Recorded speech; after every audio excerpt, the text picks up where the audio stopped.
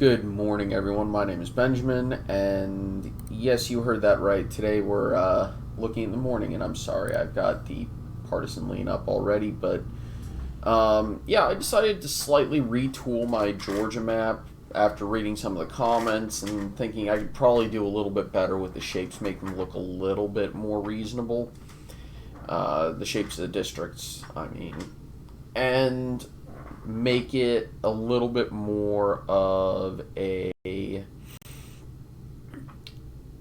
safer map for the Republican Party going forward rather than being overly ambitious. And so that's kind of what I've done. And there are definitely some things I can do to make it even more future-proof, but I think this is pretty reasonable, honestly.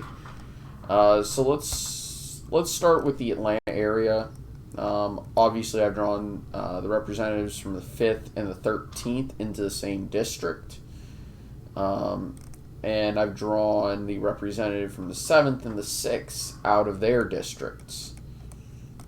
And the current map of Georgia, which isn't going to be used anymore, 2, 3, 4, 5 representatives are Democrats. Now, there's entirely a possibility that, by the way, we're looking at it with the composite.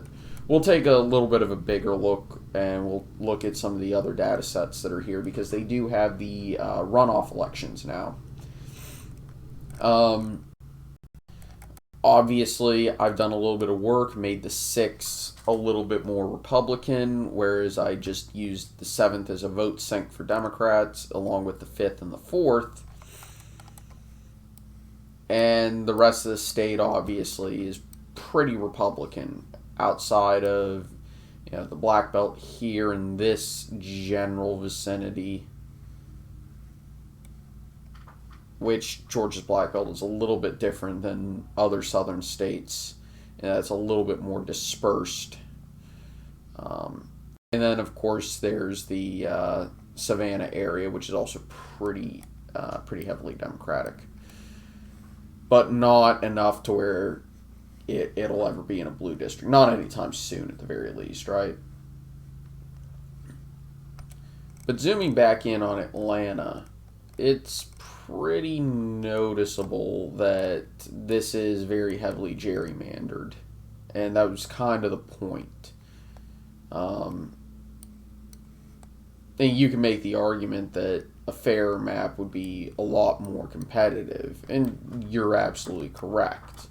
But how to draw a fair map is a really good question, especially if you want to take into account geography and a few other things rather than just how people vote. Keeping the Atlanta metro area together, or keeping the Gulf Coast, or not the Gulf Coast, but the Atlantic coast together. Keeping North Georgia together, because there is a distinct culture in this part of the state, in the Appalachian part of the state, which is a thing.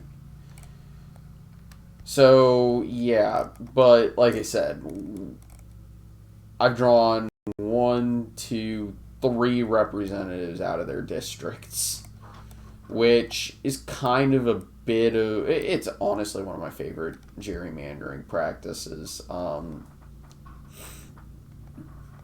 because it basically says screw incumbency.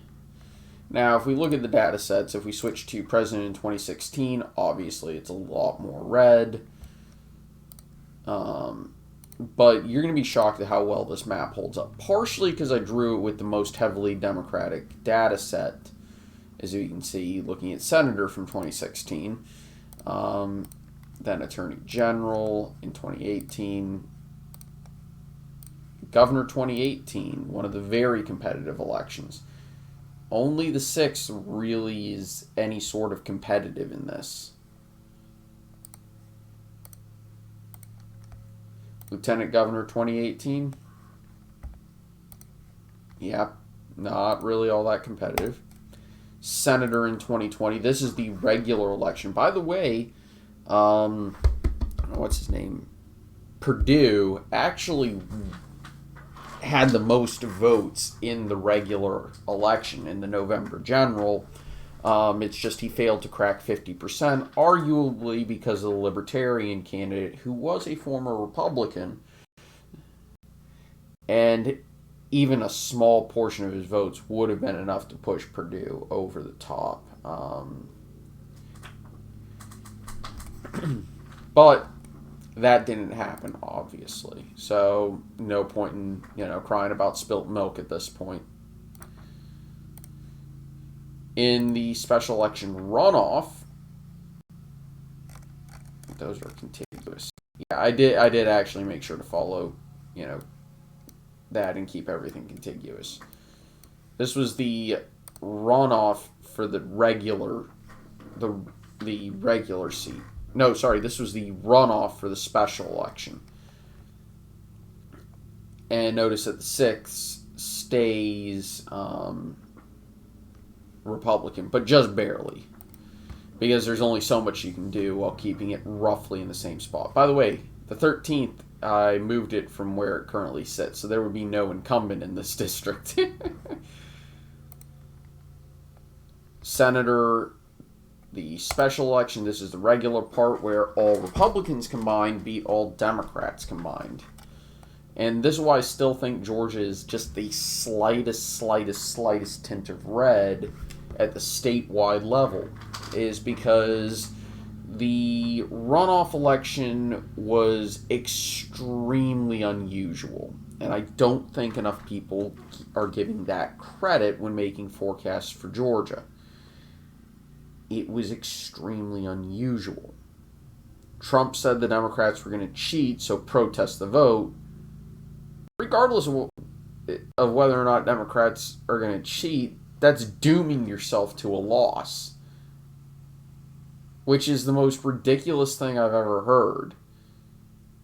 If you want to ensure a loss in an election, tell your voting base not to turn out for any reason. I don't care what the reason is. I'm sorry. That was absolutely stupid.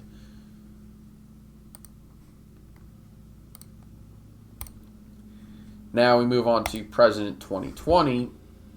And yeah, only the 6th flips, and even then it's a pretty narrow flip. Everything else is decently Republican.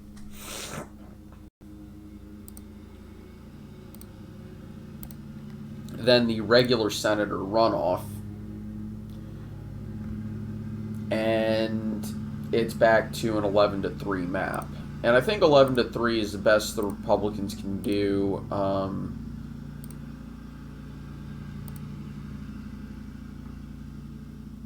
Given the way the Atlanta Metro is going. At some point, it's probably going to be the best they can do is a 10-4. In the state legislature, they can maybe do a little bit better than that sort of ratio. Maybe they can't.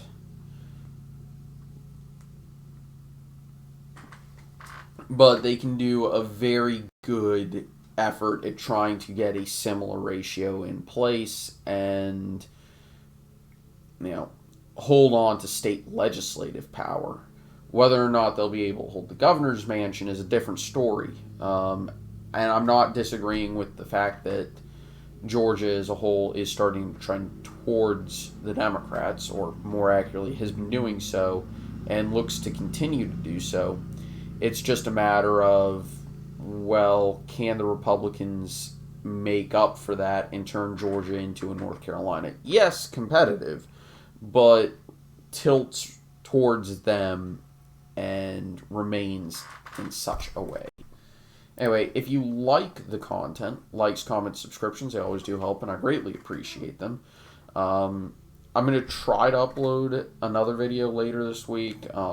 Just be a little patient with me. I work basically tomorrow until next Wednesday.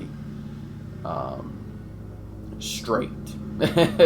So, patience is appreciated. Thank you for mowing the lawn while I'm recording. But yeah, likes, comments, subscriptions, they always do help. And I greatly appreciate them. So take it easy. Have a very nice day. I'll see y'all next time. Bye-bye.